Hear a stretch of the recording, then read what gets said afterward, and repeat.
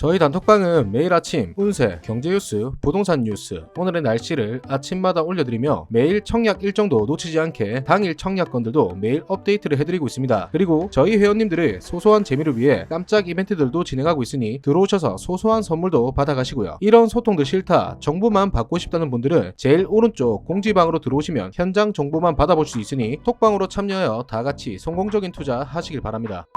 네, 안녕하세요. 황장군입니다. 오늘은 상업시설과 지식산업센터에 대해서 같이 공부해 볼 건데요. 그럼 다 같이 알아보러 가실게요. 부동산에 관심이 있으신 분들이라면 지식산업센터를 한 번쯤은 들어보셨을 텐데, 지식산업센터란 공장, 지원시설로 구성된 3층 이상, 6개 이상의 사업장이 입주할 수 있는 집합 건물을 말하며, 쉽게 말해 굴뚝 있는 개별 공장들이 아파트 형식으로 집단화된 거라 보시면 됩니다. 기존 개별 공장들은 토지 이용 효율과 관리 효율이 현저히 낮고 공장 부지 감소와 공장 총량 규제 등으로 인해 공장 입지의 어려움을 완화하기 위한 대안으로 지식산업센터가 활성화되고 있습니다. 최근 지식산업센터가 뜨는 이유는 부동산 규제가 심해지며 대출에 대한 규제도 심해졌는데요. 지식산업센터의 경우 중도금 대출은 대부분 시행사에서 이자를 대납해주기 때문에 무이자로 적용되며, 잔금 대출의 경우 실제 입주할 기업은 최대 90%까지 대출을 받을 수 있고, 투자하시는 분들도 신용에 따라 최대 80%까지 대출을 받을 수 있습니다. 아파트는 중도금 대출이 40에서 50% 정도 나오는 상황에 주택을 소유하고 있을 경우 잔금 대출이 안 나와 잔압을 해야 하는 부담이 커 투자하기가 꺼려지는 반면, 지식산업센터는 주택수에 상관없이 80% 이상 대출이 나오기 때문에 비교적 투자 비용이 적고 접근성이 용이하다는 큰 메리트가 있다고 보여집니다. 만약에 분양받아 직접 입주하는 기업은 취득세 50%, 재산세 37.6%,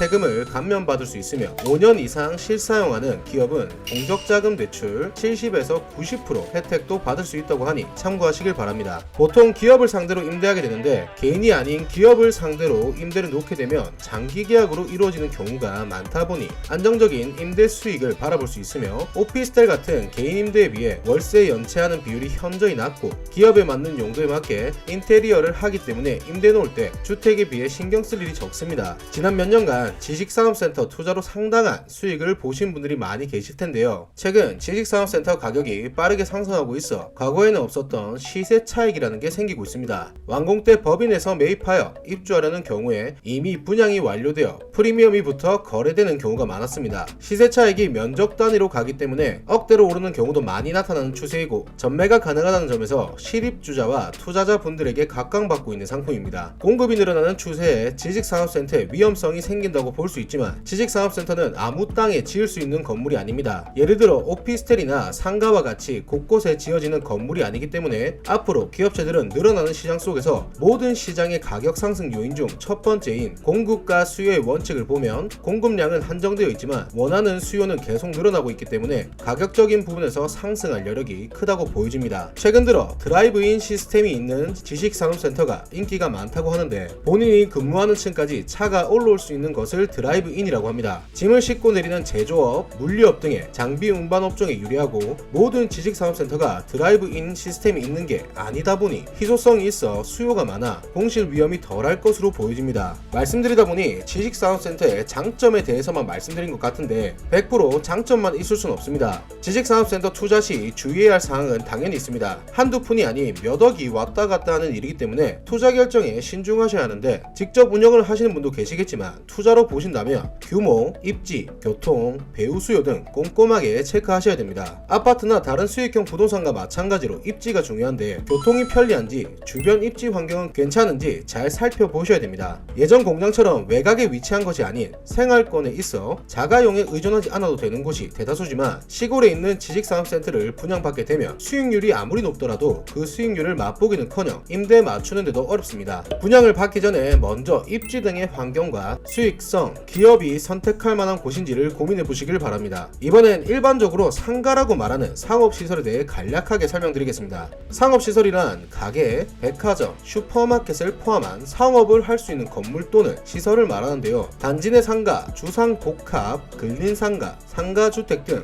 다양한 상업시설이 있습니다. 첫 번째로 단지 내 상가는 아파트 단지에 위치한 곳을 말하는데, 기본적인 아파트 주민들의 수요가 있기에 월세 수입은 안정적으로 가져갈 수 있는 장점이 있으나, 주변에 대형마트나 시장, 백화점이 있다면 안정적인 수입을 가져가기 어려울 것 같습니다. 두 번째, 주상복합 아파트나 오피스텔에 입점해 있는 상가입니다. 역세권과 연결되어 있는 경우에는 유동인구가 확보되기 때문에 안정적인 월세를 받을 수 있으며, 오피스텔 주상복합의 경우 젊은 분들이 많이 거주하기 때문에 다양한 인기 업종들이 입점이 가능합니다. 다만 유동인구가 많다 보니 동일 업종끼리 경쟁이 생기는 경우가 많습니다. 세 번째로 근린 상가, 동네에서 흔히 보이는 일반 상가 건물을 말하는데, 주택가에 위치하거나 중심 상업지역에 위치해 있어서 넓은 수요층을 기대할 수 있지만 주상복합과 동일하게 주변에 비슷한 업종이 많다 보니 경쟁을 피할 수는 없습니다. 마지막으로 상가주택은 주택가 단지 안에 있는 곳으로 1층, 2층은 상가, 위층에는 주택이 있는 곳인데요. 직접 거주하며 상가를 관리할 수 있다는 점, 거주하며 월세 수입을 받을 수 있다는 점이 있지만 주택수 산정할 때 포함되기도 하고, 양도세 낼 때 주택인지 상가인지에 따라 세율이 달라지니 잘 체크해서 매입해야 됩니다. 일반적으로 상업시설에 투자하는 이유는 주택에 투자하는 것보다 더 높은 수익을 원하기 때문인데, 수익을 검토할 때 공실비용과 매월 임대료를 잘 받을 수 있는 입지인지 잘 검토하셔야 되고, 직접 현장을 확인하고 시세 파악과 유동인구를 체크하여 투자하시는 것을 추천드립니다. 상업시설의 중점은 부동산의 중점과 마찬가지로 입지인 위치가 가장 중요합니다. 거기다 대형 브랜드 혹은 은행이 들어오는 상업시설 건물이며 그 건물의 가치는 어마어마하게 상승하니 상업시설을 투자처로 보시는 분들이라면 꼭 입지, 브랜드 입점 참고하시면서 투자하세요. 지금까지 지식산업센터와 상업시설을 알아봤습니다. 한 번쯤은 다 들어봤을 내용이지만 직접 투자하려고 모델하우스를 방문하면 상담사들이 무슨 말을 하는지 모를 때가 많습니다. 부동산 투자를 하면서 그냥 대충 알아서는 큰 화를 당하실 수도 있습니다. 하지만 그 부분을 해결하기 위해선 정보와 지식이 가장 중요합니다. 혼자서 알아가기 어려운 부동산, 돈 내시면서 강의 받지 마시고 제가 직접 운영하는 단톡방으로 입장하셔서 다양한 분야의 고수분들이 많으니 즐겁게 소통하시면서 부동산 공부 해보시는 걸 추천드립니다. 아래 댓글에 보시면 제가 운영하는 단톡방 링크가 있으니 참여하셔서 즐겁게 부동산 공부하시길 바랍니다. 지금까지 황장군이었습니다. 감사합니다.